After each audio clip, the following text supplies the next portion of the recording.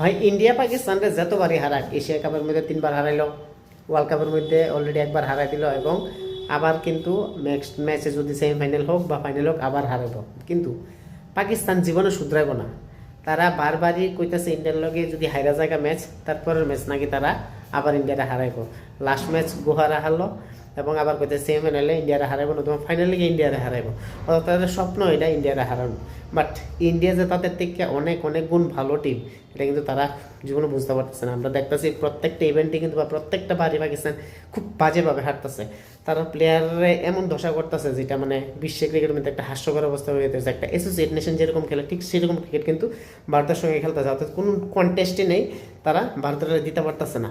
As a result বারবারই হারতেছে, কিন্তু তারপরেও তারা মুখের উপরে বড় বড় কথা কইতেছে এবং পরের ম্যাচ নাকি জিতবো।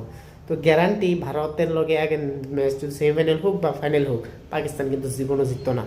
তাদের যতই চেষ্টা করুক, তারা বড় বড় যতই দাবি করুক, কিন্তু পারতো না। এটা শ্রীলঙ্কাত ম্যাচ হোক বা ইন্ডিয়াত ম্যাচ হোক, যদি ইন্ডিয়াত হইতো না বা অন্য কোনো কান্ট্রির মধ্যে ম্যাচ হোক, এটা তার স্বপ্ন পূরণ হইতো না।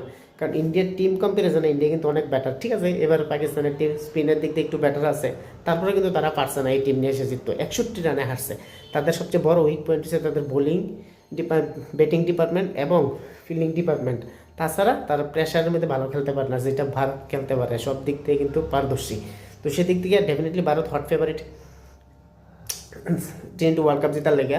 আর তাছাড়া আজকে নিউজিল্যান্ডের লগে পাকিস্তানের প্রথম ম্যাচ, তারা চাইবো এই ম্যাচ জিততে, সেটা সেমিফাইনাল দৌড়ে একটু আগায় থাকতো এবং ইন্ডিয়ার লগে আবার খেলতো। বাট তার স্বপ্ন সত্যি হবে কিনা ঠিক করতাম না। তাছাড়া রেকর্ডে কইতেছে পাকিস্তানের লগে নিউজিল্যান্ড যে খেলাটা হয়, সেখানে পাকিস্তান কিন্তু অ্যাডভান্টেজ থাকে। 5 ম্যাচ জিতে আসছে 7 ম্যাচের মধ্যে থেকে।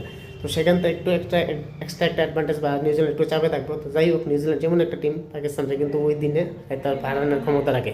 দেখা যাক কী হয়।